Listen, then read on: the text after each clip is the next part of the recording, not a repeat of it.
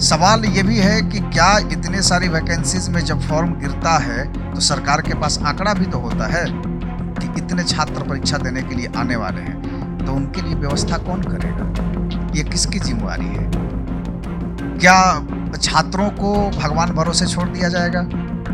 अभ्यर्थियों को यूं ही स्टेशन पर धक्के खाने के लिए छोड़ दिया जाएगा? क्योंकि सरकार वैकेंसी निकालने के बाद तमाम तरह की दावे करती है और व्यवस्था के नाम पर छात्रों को कुछ नहीं देती है।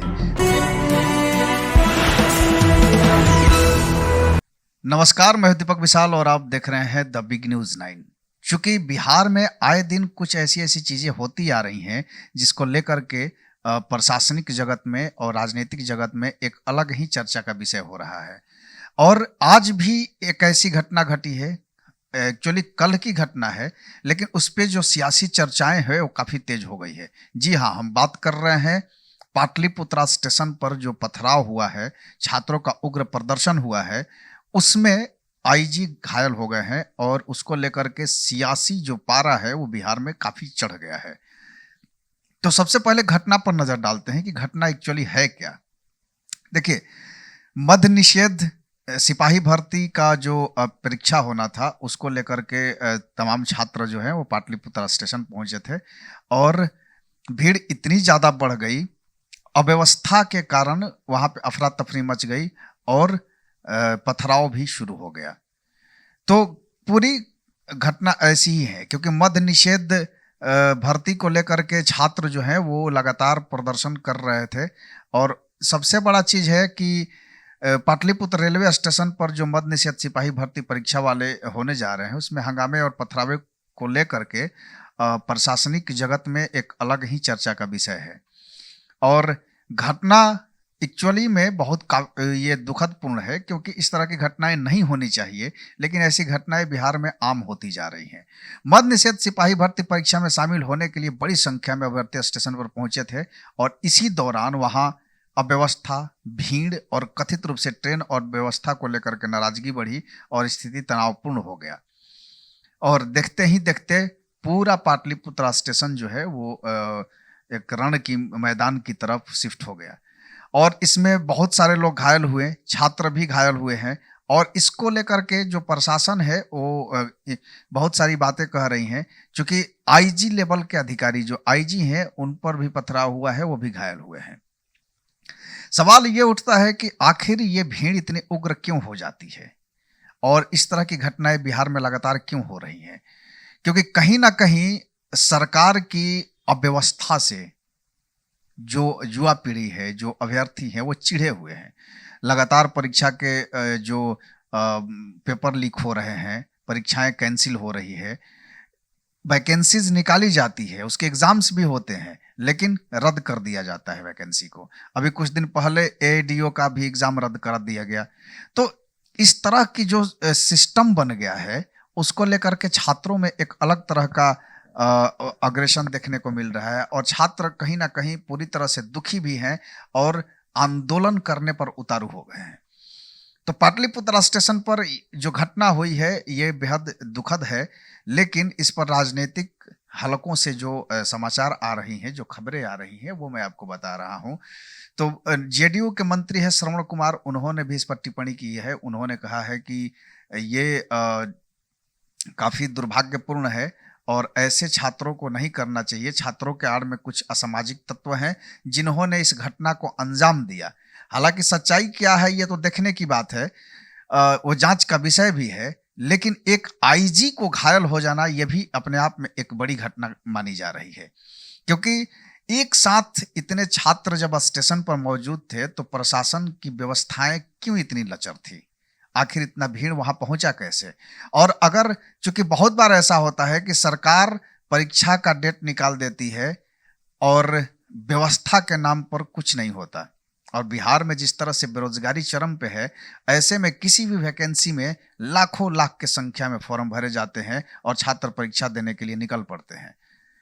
क्यों न निकले? रोजी रोटी का सवाल है, सबको रोजगार चाहिए और बेरोजगारी बिहार में तो है ही, पूरे देश में बेरोजगारी है। ऐसे में मद्य निषेध के ओर से जो वैकेंसी आई थी इसमें बहुत सारे छात्रों ने फॉर्म भरा और परीक्षा की तिथि जब आई तो परीक्षा देने के लिए पूरी तैयारी के साथ निकल पड़े। लेकिन सवाल ये भी है कि क्या इतने सारी वैकेंसीज में जब फॉर्म गिरता है तो सरकार के पास आंकड़ा भी तो होता है कि इतने छात्र परीक्षा देने के लिए आने वाले हैं, तो उनके लिए व्यवस्था कौन करेगा? ये किसकी जिम्मेवारी है? क्या छात्रों को भगवान भरोसे छोड़ दिया जाएगा? अभ्यर्थियों को यूं ही स्टेशन पर धक्के खाने के लिए छोड़ दिया जाएगा? क्योंकि सरकार वैकेंसी निकालने के बाद तमाम तरह की दावे करती है और व्यवस्था के नाम पर छात्रों को कुछ नहीं देती है। तो ऐसे में भीड़ का जुटना और उसको उग्र होना ये आम बात हो जाती है, क्योंकि अगर व्यवस्था ही दुरुस्त नहीं होगा तो भीड़ तो उग्र होगी। अब इसमें जांच का विषय है। आरजेडी अलग ही राग अलाप रही है। विपक्ष का जो चेहरा है मृत्युंजय तिवारी, उन्होंने कहा है कि छात्रों की इसमें कोई गलती नहीं है, वहाँ अव्यवस्था के कारण ये घटनाएं घटी। वही सरकार के जो मंत्री और विधायक हैं वो इसके पक्ष में बातें कर रहे हैं कि वहाँ पे असामाजिक तत्वों ने छात्रों का आड़ में असामाजिक तत्वों ने ये जो घटना हुई उसको अंजाम दिया है। हालांकि पूरी घटना जांच का विषय है, लेकिन इस तरह की घटनाएं एक भीड़ का शकल जो होता है उसका कोई रंग रूप नहीं होता है। जो भीड़ चलती है तो एक तरफ से वो सारी चीजें चलती है, और घटना इस तरह की जब भी होती है तब सरकार की नींद खुलती है कि ये क्यों हुई, आखिर इस तरह की अव्यवस्थाएं क्यों हो रही है। जब आप पेपर निकालते हैं, आप जब वैकेंसी निकालते हैं तो वैकेंसी में फॉर्म भरने के संख्या से आपको समझ में आ जाता है, सरकार को समझ में आ जाती है कि कितने छात्र इसमें अपीयर होने वाले हैं। तो उनके लिए ट्रेन की व्यवस्था या फिर बहुत सारे जगहों पर ऐसा देखा गया है कि छात्र एक साथ एक जगह पे इतने सारे हो जाते हैं कि उस शहर की स्थिति चरमरा जाती है। होटल्स नहीं मिलता है, स्टेशन की स्थिति खराब हो जाती है, ट्रेन की स्थिति खराब हो जाती है। तो ऐसे में सरकार को उन तमाम चीजों पर ध्यान देना होगा। सिर्फ फॉर्म और वैकेंसी निकाल देने से चीजें सोल्व नहीं होंगी, क्योंकि अगर इस पर ध्यान नहीं दिया गया तो आने वाले समय में ऐसी ही चीजें होती रहेंगी।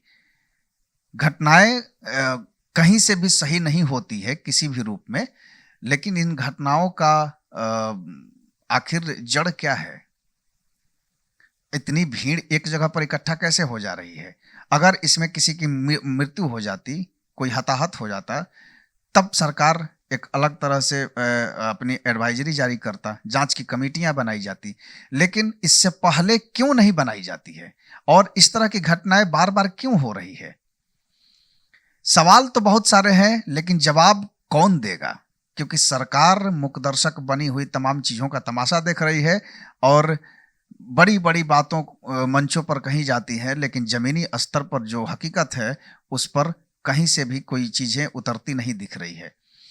तो कुल मिला के ये जो पाटलिपुत्र स्टेशन पर घटना घटी है जिसमें आईजी घायल हो गए हैं, ये शर्मनाक है। और इस तरह की घटनाएं का मैं भर्त्सना करता हूं, इस तरह की घटनाएं नहीं होनी चाहिए, लेकिन सरकार को भी जवाबदेही होनी होगी, क्योंकि जवाबदेह सरकार जब तक नहीं बनेगी तब तक इस तरह की वारदात होती रहेंगी।